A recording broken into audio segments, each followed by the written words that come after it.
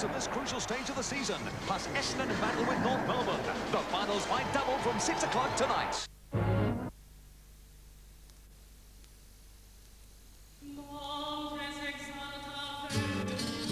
First to football, and scores of fans faced a lockout at Waverley today when more than 77,000 people crowded the park for the match between Collingwood and Carlton. As Sally Moore reports, today's sellout game was vital for both sides and had the tension and colour of a final. A clash between the great traditional rivals and a sunny winter's day guaranteed a near-record attendance at Waverley Park. Tens of thousands of fans crowded into the ground. Traffic was congested. The car park, although a little soggy, coped well. But it was a long and, for some, a frustrating wait at the turnstiles. 20 minutes before the first bounce, the order came through. No more tickets for the general public. It's with Drew Morfitt, and Drew, Carlton's bubble burst by who else but the mighty Magpies? I'll wipe the smile off your face. Yes, Pete, the Blues' hopes of a finals berth took a dramatic dive after they went down in a titanic struggle against the Pies at Waverley Park. The arch-rivals turned on one of the contests of the season in front of a capacity crowd. The Blues are now likely to need a win over the Eagles in Perth next week to reach the September action. Matthew Brooks reports.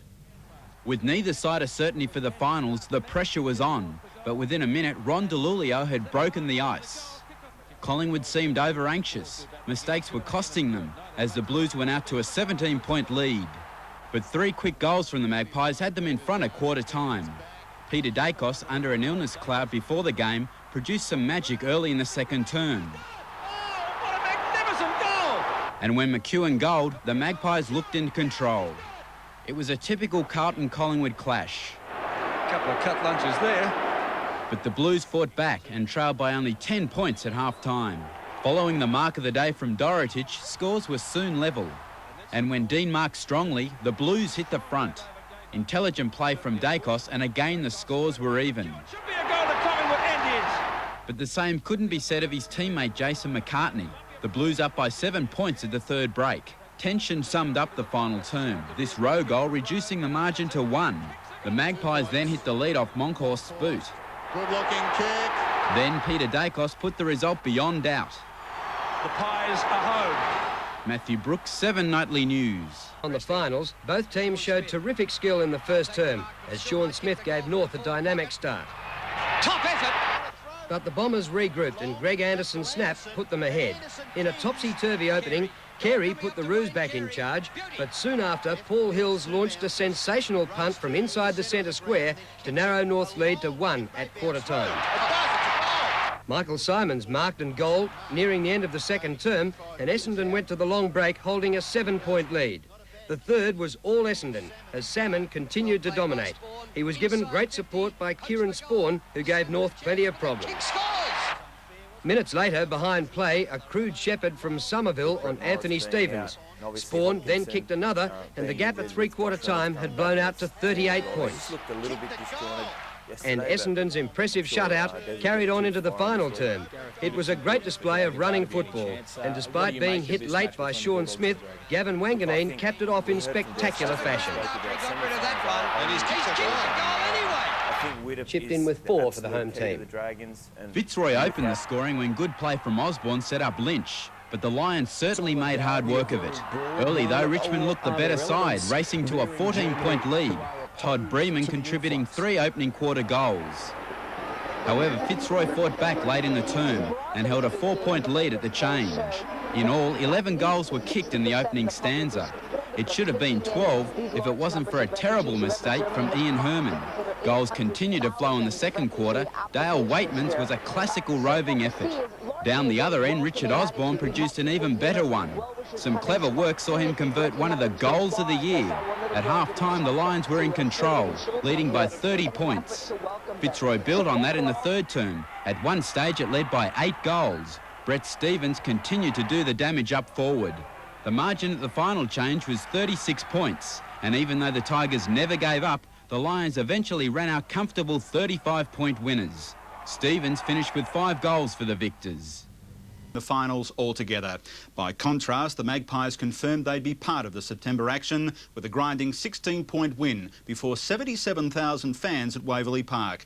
The Pies came from 7 points down at three-quarter time, but again were superb in a close finish. Harvey Silver with the highlights.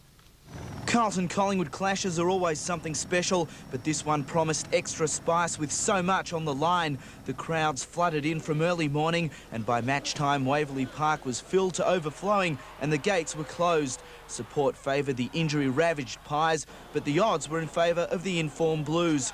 Ron DeLulio gave them a great start with the opening 2 goals, and O'Sullivan, under an injury cloud before the game, made it 3. Collingwood was struggling to keep up with the fleet-footed Carlton brigade, but finally Fraser found some room to post his team's first goal. It was the spark Collingwood needed. McGuan moved out of the back line and goaled, and after booting 4 behinds, McMullen finally found the goals and Collingwood the lead. Some typical Dacos brilliance opened term 2. Off the ground. The Magpies looked as good as they have for weeks. Pacey Francis creating problems for the Blues and setting up Starcevic. Rhys Jones came off the bench and goaled with his first kick. But Ron McEwen did the same for the Pies after a fortunate bounce. Osaunee kept Williams on the bench in the second half, and Collingwood's lead was briefly extended to 15 points when McGuan received from Dacos. But mainly through their superiority in the air, Carlton reeled in the Pies, and when Dorotic goaled right on the siren, they had the lead. McGuan's courage was inspirational in a cracking last term, Gleeson answering a goal from McEwen to put Carlton 7 up. Collingwood had to take risks, and one paid off when Rowe used the outside of his boot from the pocket. Bananas it and kicks a goal. And Collingwood again proved themselves the masters of a tight finish, steadying in the closing stages. The quiet Dacos wrapping up the win that secured them a berth in the finals. Yeah, well, I wish I could get about a 10-goal or 15-goal one and have a rest in the last quarter, but I don't know, look, Carlton are a great side. We give them credit. They've been the informed side of the league for the last 6 weeks, so they never give in, and Collingwood-Carlton games always go down to the wire, so I think a bit of that was in there too, But after the lead got out to 17 points, Carlton lifted its work rate. Rhys Jones came off the bench for a goal and also managed to ruffle a few Magpie feathers at the same time.